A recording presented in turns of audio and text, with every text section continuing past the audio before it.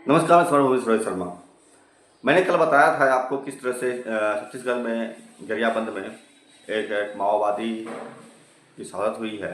बालकृष्णन नाम था उनका, बालकृष्ण। ये भी अजीब इत्तेफाक है कि बालकृष्णन एक उपराष्ट्रपति बनते हैं एनडीए की तरफ से, और वहीं दूसरी तरफ बालकृष्ण नाम के एक माओवादी शहीद हो जाते हैं। हमने कई रिसर्च करके पता लगाया है कि बालकृष्ण के बारे में कि क्या उनका बायोडाटा है, और उन सोर्सों से हमने जो कुछ निकाला है आपको हम उसके बारे में बता रहे हैं। आइए उसको जानते हैं।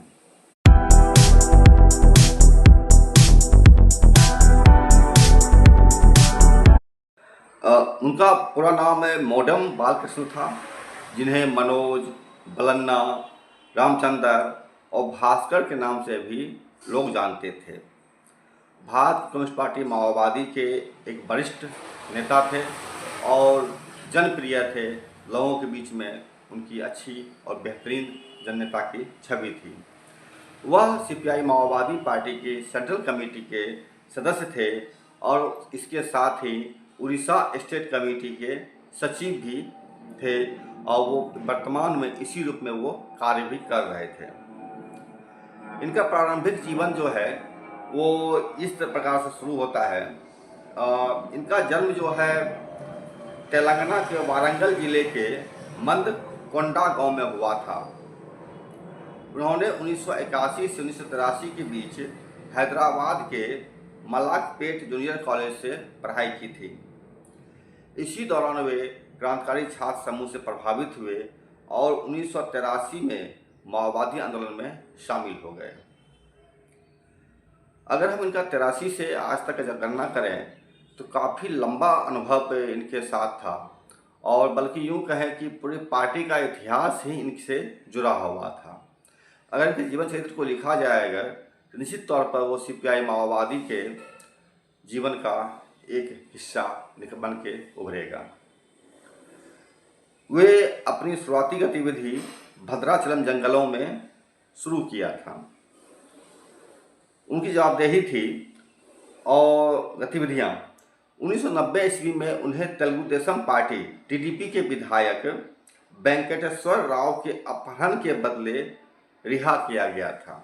ये भी बहुत मज़ेदार चीज़ है। इसी समझ लीजिए आप कि बालकृष्ण सीपीआई माओवादी के लिए कितने महत्वपूर्ण लीडर थे, और कि उनको बचाने के लिए 1990 ईस्वी में ही तेलुगु देशम पार्टी के विधायक का अपहरण किया गया था। उनको गिरफ्तार किया गया था, माओवादी की गिरफ्तारी ही बोलते हैं, और उसके बदले में इनको जेल से रिहा कराया गया था।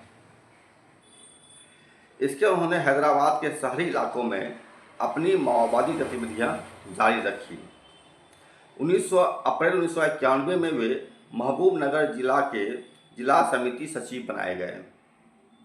1991 मई महीने में उन्हें साउथ तेलंगाना रीजनल कमेटी का क्षेत्रीय प्रमुख बनाया गया।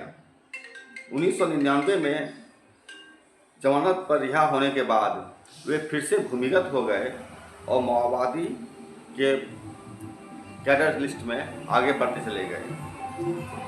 उन्हें उड़ीसा स्टेट ऑर्गेनाइजिंग कमेटी का सचिव बनाया गया और बाद में वे उड़ीसा स्टेट कमेटी के पश्चिमी ब्यूरो का नेतृत्व कर रहे थे।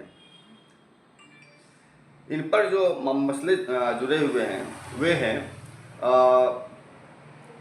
इन्होंने कई बड़े बड़े जो एक्शंस हैं उनको उन्होंने कार्यान्वित किया, और इन पर सबसे बड़े 2 एक्शन इन्होंने किए थे, जिसमें 2008 में उड़ीसा में हुए 2 बड़े हमले का नेतृत्व उन्होंने किया था। ऐसा पुलिस का कहना है और ऐसा जो हमारे सूत्र हैं उनका कहना है। पहला था नयागढ़ हमला।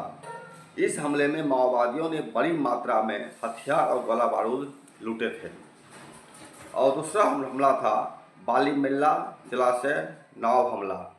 इस हमले में आंध्र प्रदेश पुलिस के 37 ग्रेहाउंड कमांडो मारे गए थे। ये जो दूसरा हमला था इसमें आपको जब ग्रेहाउंड्स को मारा गया था, पूरा भारत की सरकार शासक व थर्रा उठा था, और उसे ये उम्मीद नहीं थी जिस भाड़े के गुंडे ग्रेहाउंड्स को मारने के लिए माओवादियों के पास भेज रहे हैं, माओवादियों को मारने के लिए, वे खुद माओवादियों का शिकार हो जाएंगे, नुकसान किया जाएगा। ये बहुत बड़ा हमला था जिसमें कि नाव पर बैठ करके जब पार कर रहा था ये भाड़े के गुंडे ग्रेहाउंड्स, तब इनको मारा गया था। नयागढ़ हमला में भी बहुत बड़ी मात्रा में हथियार का बरामदगी हुआ था और इस हमले पर नयागढ़ का हमला इतना भयानक हमला था कि इस पर बाकायदा सीपीआई माओवादी के महासचिव वासव राज, जिनकी अब शहादत हो गई है, वो पिछले महीने शहीद हो गए हैं पुलिस के इनकाउंटर में, उन्होंने इस पर बाकायदा एक साक्षात्कार दिया था एक मीडिया को, और उन्होंने बताया था कि इसमें बहुत ही कम संख्या में छापामार गए थे गुरिल्ला, और उन्होंने इस हमला को कार्यान्वित किया था जिसमें बड़े पैमाने पर हथियार की बरामदगी इन्होंने किया था और सरकार उसमें वहाँ पर हिल गई थी। इन्होंने यह भी बताया था कि इतने बड़े पैमाने पर वहाँ हथियार की मौजूदगी था कि उन हथियारों को लाने में ये अक्षम हो गए, तो परिणाम हुआ कि सैकड़ों बल्कि हजारों हथियार को वहीं पर उन्हें नष्ट करना पड़ा उन्हें, और नष्ट करके जो है वो वहीं पर ख़त्म कर दिए। बहुचर्चित नयागढ़ माओ आक्रमण अस्त्र लुट मामलें निर्दोष खलास हेले 8 माओवादी उपयुक्त प्रमाण अभाव से मुक्त कर नयागढ़ जिला दौराजज। मुक्त होता माओवादी माने रणपुर कमलाकांत सेठी और चंद्रावती टुकुरुका, पुरी डेलांगर किशोर जेना, आस्कार विक्रम मल्लिक और सुशील बेहरा, पश्चिमबंगर रंजित साणा और रवि दुलाई और झारखंड आशुतोष सोरेन, एमाने समस्ते 2008 मसीह नयागढ़ थाना और अस्त्रागार, पुलिस ट्रेनिंग स्कूल, दसपल्ला थाना, महिपुर फांडी आक्रमण घटना अभियुक्त थे। दिन 9 বছর 3 মাস ছিল, সেই জন্য নির্দোষে খালাস হলো। পুরো শুক্লারে রাখলো ভেতরে, এতদিন নির্দোষে রাখলো, ধরলো পুলিশ ডাকে নিয়ে রাখলো 9 বছর। নয়াগড় রিজর্ভ পুলিশ अस्त्रागार लुट बा आक्रमणर विचार जो प्रमाण अभाव 8 जन मुदला निर्दोष खलास हेले। तो ये जो नयागढ़ का हमला हुआ था ये बहुत ही विशाल हमला था, बहुत ही बड़ा हमला था। इसमें मात्र 175 लोग माओवादी शामिल हुए थे और उसमें भी 20 लोग जनमिलिशिया के थे, और उनमें से भी केवल 90 लोगों के पास ही बेहतर हथियार था।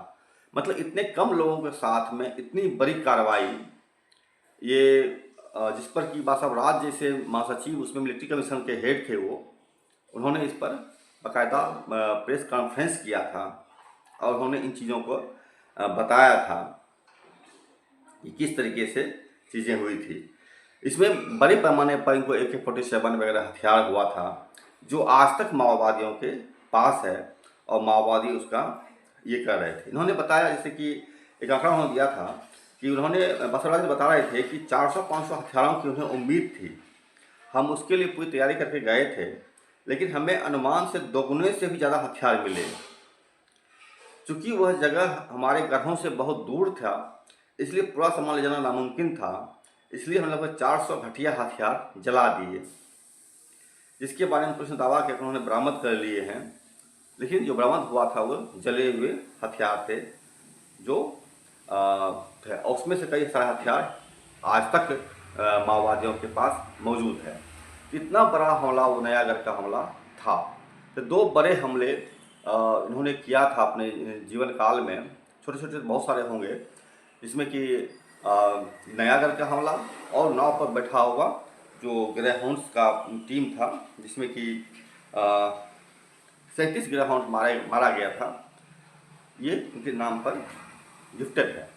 और इसके साथ ही इनकी जिस तरह से जेल से रिहाई कराई गई, बाकायदा TDP के विधायक का किडनैप करके, बल्कि गिरफ्तार करके और मांग मनाया गया, वो भी दिखाता है कि बहुत ही बड़े लीडर थे। एक और खबर है कि बालकृष्ण जो है, मॉडर्न बालकृष्ण, ये चलपति से भी सीनियर थे। मतलब उस इनकाउंटर में, जिस इनकाउंटर में चलपति शहीद हुए थे, उस इनकाउंटर में ये भी मौजूद थे, लेकिन ये वहाँ से बच गए थे और चलपति वहाँ पर शहीद हो गए थे। तो ये इतने बड़े लीडर का नुकसान माओवादियों को हुआ है।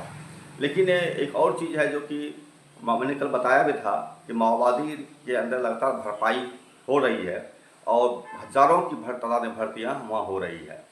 पुलिस अपना नुकसान नहीं बताती है, अपना नुकसान छिपाती है, शायद इसलिए भी कि वे भाड़े के गुंडे हैं और पैसा पर आते हैं और लत पट करके मरकर चले जाते हैं। और पुलिस की भी वहाँ पर हत्याएं होती है, पुलिस भी इसमें मरता है। अगर इनकाउंटर वास्तव में हो रहा अगर है तो पुलिस निश्चित तौर पर मरता है।